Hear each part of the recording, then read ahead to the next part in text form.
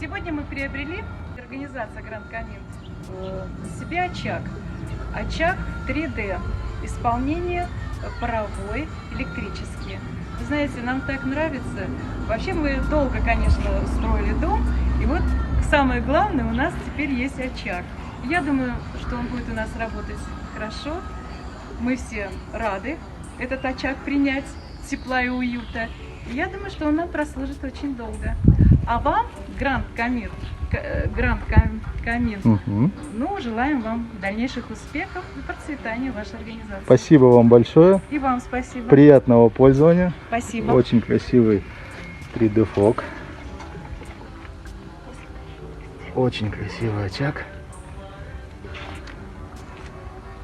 Приятного пользования.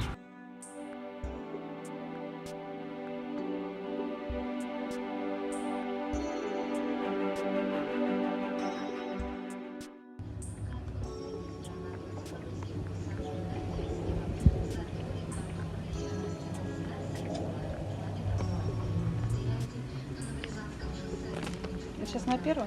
Угу. Сними просто. Я ему хотел сейчас скинуть. Да не надо, кого. Но опять же, здесь он неправильно работает. Так. Смотрите, у него сзади идет забор воздуха. Вот здесь вот. То есть сюда Сейчас, воздух. да, Он сейчас, немножко весит сейчас сюда, вот, он, получается, у него подача идет прям, как вам сказать, усиленная, ветровая. Мгм. Этого не должно быть. Видите, что делает?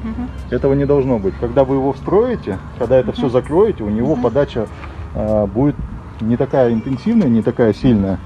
И он уже будет по-другому гореть.